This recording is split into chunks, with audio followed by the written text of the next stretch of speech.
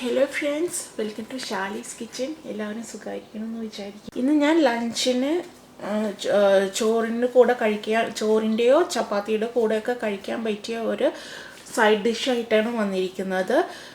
വേണമെങ്കിൽ ഒരു വെജിറ്റേറിയൻ റെസിപ്പിയാണ് കേട്ടോ ഇത്. മീനില്ലാത്ത മീൻ ഫ്രൈ എന്നും വേണമെങ്കിൽ പറയാം. ഇത് നല്ല ടേസ്റ്റാണ്. വെണ്ടയ്ക്ക വെച്ചിട്ടുള്ളൊരു ഫ്രൈ ആണത്. എനിക്കത് ഭയങ്കര ഇഷ്ടമാണത്. നല്ല ടേസ്റ്റിയാണത്. അപ്പോൾ നിങ്ങളെല്ലാവരും അത് ട്രൈ ചെയ്യണം കേട്ടോ.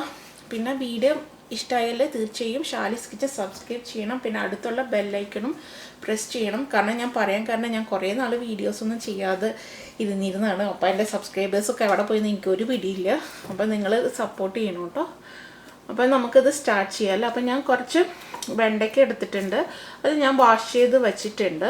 ഇനി നമുക്ക് ബാക്കിയുള്ള ഇൻഗ്രീഡിയൻസ് എന്തൊക്കെയാണെന്ന്. അപ്പോൾ നമ്മൾക്ക് വേണ്ടത് കടലമാവാണ്. കടലമാവ് ഞാനിപ്പോൾ അതൊരു 3/4 കപ്പ് ഉണ്ട് കേട്ടോ. അത് നിങ്ങൾ എത്രയാണ് വെണ്ടയ്ക്ക ഉപയോഗിക്കണമെന്ന് വെച്ചാൽ അതനുസരിച്ചിട്ട് യൂസ് ചെയ്യൂ കേട്ടോ. പിന്നെ ഞാൻ മുളക് പൊടി എടുത്തിട്ടുണ്ട്. മുളക് പൊടി ഞാൻ 1.5 ടേബിൾ സ്പൂണാണ് എടുത്തിരിക്കുന്നത്. അതും നിങ്ങളുടെ സ്പൈസ് നിങ്ങൾ അഡ്ജസ്റ്റ് ചെയ്യണം കേട്ടോ. നിങ്ങളുടെ ആവശ്യം അനുസരിച്ചിട്ട് അഡ്ജസ്റ്റ് ചെയ്യുക. പിന്നെ വേണ്ടത് മഞ്ഞൾപ്പൊടിയാണ്. മഞ്ഞൾപ്പൊടി ഞാൻ 1/2 ടേബിൾ സ്പൂൺ എടുത്തിട്ടുണ്ട്. പിന്നെ കുറച്ച് ഇഞ്ചി ചതച്ചത് ഞാൻ എടുത്തിട്ടുണ്ട്. പിന്നെ വേണ്ടത് കറിവേപ്പിലയാണ്, അത് ആവശ്യത്തിന്. പിന്നെ ഉപ്പും ആവശ്യത്തിന്. ഓക്കെ, ഇത്രയും വേണ്ടൂ.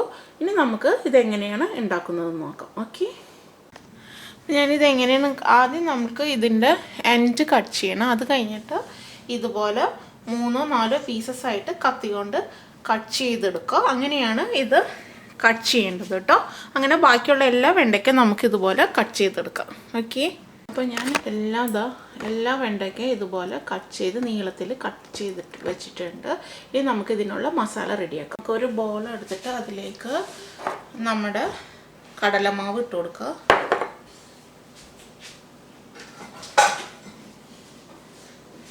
പിന്നെ നമ്മുടെ മുളക് പൊടി ഇട്ട് കൊടുക്കുക.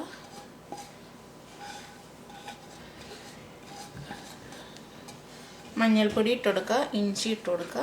പിന്നെ ആവശ്യത്തിന് ഉപ്പും.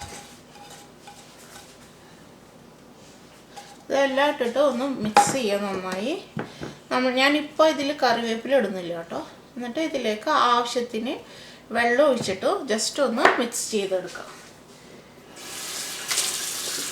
നമ്മൾ മീനിനൊക്കെ ഫ്രൈ ചെയ്യുന്ന പോലെ ഒരു കട്ടിയുള്ളൊരു ബാറ്ററാണ് കേട്ടോ വേണ്ടത്. അപ്പം ഞാനത് മിക്സ് ചെയ്തിട്ടുണ്ട്. അപ്പോൾ കുറച്ച് ഉപ്പ് കുറവാണ്. അപ്പം ഞാൻ കുറച്ച് ഉപ്പ് ഇടുന്നുണ്ട് കേട്ടോ.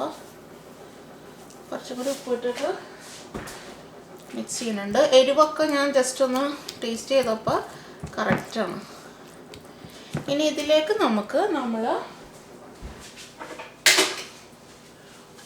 മുറിച്ച് വെച്ചിരിക്കുന്ന വെണ്ടയ്ക്കില്ലേ, അതിട്ട് കൊടുക്കാം. അതിട്ട് കൊടുത്തിട്ട് നന്നായി ഇത് നമ്മൾ മീനൊക്കെ പുരട്ടി വെക്കില്ല, അതേപോലെ എല്ലാം നന്നായി ഒന്ന് മിക്സ് ചെയ്ത് വെച്ച് കൊടുക്കാം. ഓക്കെ, നല്ല ഈസിയാണത്. പിന്നെ ഇതുപോലെ ഉണ്ടാക്കി കഴിഞ്ഞാൽ എന്താണ് ഗുണമെന്ന് വെച്ചാൽ, നമ്മൾ സാധാരണ വെണ്ടയ്ക്ക തോരൻ വെക്കുമ്പോൾ ഒരു സ്ലൈമായിട്ടിരിക്കില്ല, ഇങ്ങനെ പശ പോലെ ഉണ്ടാവില്ല, അതുപോലെ ഉണ്ടാവില്ല. ഇത് ജസ്റ്റ് ഫ്രൈ ചെയ്തെടുക്കണം. അപ്പം ഇങ്ങനെ ഉണ്ടാക്കുമ്പോൾ ആ സ്ലൈമിനെസ് ഉണ്ടാവില്ല. പിന്നെ അതുമാത്രമല്ല വേഗം കഴിയുകയും ചെയ്യും. വെണ്ടയ്ക്ക തോരൻ ഉണ്ടാക്കണ ടൈമൊന്നും ഇതിന് വരില്ല. ജസ്റ്റ് നമ്മൾ ഇതൊരു 10 മിനിറ്റ്സ് കഴിഞ്ഞിട്ട് നമുക്ക് ഫ്രൈ ചെയ്തെടുക്കാം കേട്ടോ. 10 മിനിറ്റ്സ് കഴിഞ്ഞ് ഇനി നമുക്ക് ഇത് ഫ്രൈ ചെയ്തെടുക്കാം. ആദ്യം തന്നെ നമുക്കൊരു പാൻ ഓൺ ചെയ്ത് വെക്കാം. എന്നിട്ട് അതിലേക്ക് ആവശ്യത്തിന് ഓയിൽ ഒഴിച്ചു കൊടുക്കാം.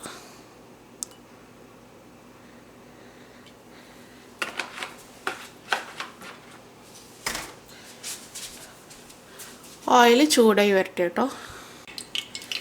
ഇനി നമുക്ക് ഓയിൽ ചൂടായിട്ടുണ്ട്. അപ്പോൾ ഇനി നമുക്കത് ഫ്രൈ ചെയ്യാം.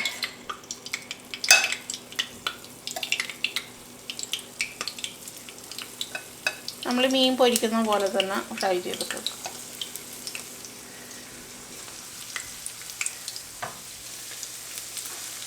ഇനി നമുക്ക് ഇതെല്ലാം ഇതിൽ ഇട്ട് കൊടുക്കാം കേട്ടോ.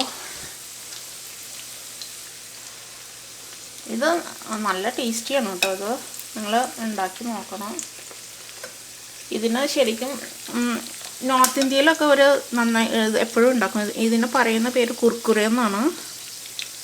ഇത് ഒരു സൈഡ് ഫ്രൈ ആയി വന്നിട്ടുണ്ടെങ്കിൽ നമുക്ക് തിരിച്ചിട്ടിട്ട് അടുത്ത സൈഡും നമുക്ക് വറുത്തെടുക്കാം. അപ്പോൾ ഒരു സൈഡ് ഫ്രൈ ആയി വരട്ടെ. അപ്പോൾ ഇത് ഒരു സൈഡ് ഫ്രൈ ആയി വന്നിട്ടുണ്ട്. നമുക്ക് ഇനി അടുത്ത സൈഡും തിരിച്ചിടാം കേട്ടോ.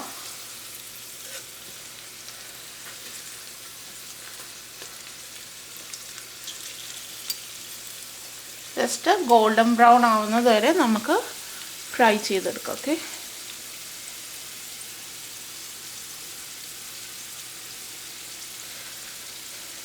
കുറേ പേർക്കൊക്കെ വെണ്ടയ്ക്ക നല്ല ഇഷ്ടമാണല്ലോ. അപ്പോൾ അവരിതുപോലെ ചെയ്യാൻ നല്ല ടേസ്റ്റിയാണ്. ഇപ്പം മീനില്ലെങ്കിലും ഇത് വെച്ച് അഡ്ജസ്റ്റ് ചെയ്യാം. നല്ല ടേസ്റ്റിയാണ്. അപ്പോൾ ഇത് നന്നായി ഫ്രൈ ആയി വന്നിട്ടുണ്ട്. അപ്പം ഞാൻ നോക്കൂ, ഞാനപ്പോൾ അത് എടുക്കുകയാണ് കേട്ടോ.